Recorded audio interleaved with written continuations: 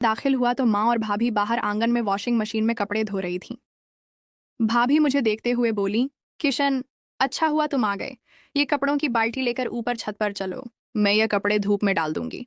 मैंने कपड़ों से भरी बाल्टी पकड़ी और ऊपर लेकर चला गया। पीछे भाभी भी ऊपर आ गईं। कपड़े धोने की वजह से भाभी के कपड़े गीले हो रहे थे। भाभी ने मुझे कहा, किशन, बाल्टी में से कपड़े निकाल कर मुझे दो, मैं तार पर डालती हूँ। मैं बाल्टी से कपड़े निकाल निकाल कर भाभी को दे रहा था। भाभी मेरे आगे खड़ी थी और तार पर कपड़े डाल रही थी। ये पहली बार ऐसा था कि मैं कोई घर का काम कर रहा था और भाभी इस तरह मेरे करीब खड़ी थी और गीले कपड़े तार पर डाल रही थी। भाभी की शर्ट से भाभी की बनियान भी नजर आ रही थी। कपड़े निकालते हुए मेरे हाथ में एक ब्लैक कलर की बनियान आ गई। मैं बनियान को देख ही रहा था कि भाभी ने मुझे पीछे मुड़कर देखा और मेरे हाथ से बनियान लेते हुए बोली, ओए बेशर्म, क्या देख रहे हो, लाओ मुझे दो। भाभी ने मेरे हाथ से बनियान लेकर तार पर डाल दी और बोली, और कपड़े निकालो। मैंने बाल्टी में हाथ डाला तो 3 बनियान और कुछ गच्छियां भी हाथ में आ गईं। बहुत सॉफ्ट बनियान और गच्छियां थीं। पहली बार हाथ में ही सब पकड़ी थीं। दिल कर रहा था। इन्हीं सोचों में गुम था। इन्हीं सोचों में गुम था कि भाभी ने पीछे मुड़कर मुझे देखा और मेरे हाथ से लेते हुए बोली, किशन, तुम नीचे जाओ और माँ से कपड़े लेकर आओ। मैं खाली बाल्टी नीचे लेकर गया तो मम्मी कपड़े धो रही थीं। मुझे देखकर बोली, किशन, और भी कपड़े लेकर जाओ।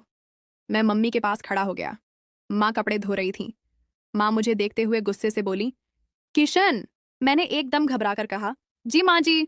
माँ ने शर्ट आगे से ऊपर की ओर कहा, यह कपड़ों की बाल्टी ऊपर लेकर जाओ। माँ के चेहरे पर गुस्सा नजर आ रहा था। उनको शक हो गया था कि मेरी नजरें कहाँ पर थीं।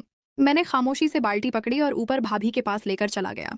भाभी दीवार की तरफ मुंह किए घर से बाहर देख रही थीं। हमारे घर के पीछे एक ग्राउंड था और भाभी उसी तरफ देख रही थीं। भाभी की कमर बाहर को निकली हुई थी और भाभी बाहर देखने में इतनी मग्न थीं कि उनको मेरे आने का पता ही नहीं चला। मैंने कपड़ों की बाल्टी रखी और भाभी के पीछे से बाहर की तरफ देखने लगा कि भाभी क्या देख रही हैं। मैं भाभी के पीछे खड़ा होकर बाहर देखने लगा तो देखा तो नीचे ग्राउंड में एक गधा खड़ा था और भाभी गधे को देख रही थी, जो एक गद्दी के साथ मिलन कर रहा था।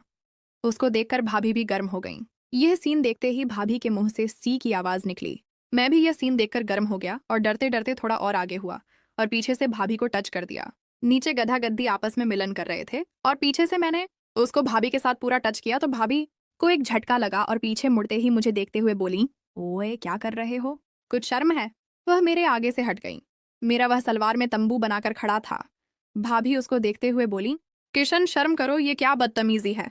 मैंने कहा, सॉरी भाभी, वह बाहर जो आप देख रही थीं उसको देखकर ऐसे हो गया। भाभी बोली, ओके, लेकिन आइंदा ऐसी हरकत नहीं करना, वरना तुम्हारे भाई और पापा को बता दूंगी। मैंने कहा, भाभी, आइंदा नहीं होगा, माफ कर दें। भाभी बाल्टी से कपड़े निकालकर तार पर डालने लगी और कपड़े डालकर नीचे चली गईं। मैंने शुक्र अदा किया कि बात ज्यादा गड़बड़ नहीं हुई, क्योंकि उस टाइम भाभी भी ये सीन देखकर गर्म थी और इस वजह से भाभी ने ज्यादा कुछ नहीं किया। मैं नीचे जाने लगा तो ख्याल आया कि भाभी जो बनियान डालकर गईं उनको देखा जाए। मैं ऊपर अकेला था।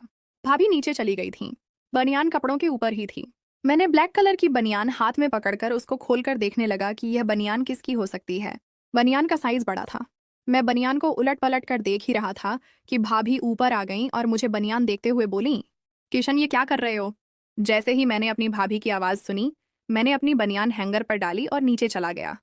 आज का दिन अजीब था। मुझे समझ नहीं आ रहा था कि क्या हो रहा है, इसलिए मैं नीचे आया और घर से बाहर निकलकर इधर उधर घूमने लगा। उसी समय मेरे भाई ने मुझे फ़ोन किया और पूछा कि मैं कहाँ हूँ। मेरे भाई ने कहा, दुकान पर आओ, मुझे कुछ काम है। जब मैं दुकान पर गया तो मेरे भाई ने मुझसे कहा कि तुम्हारी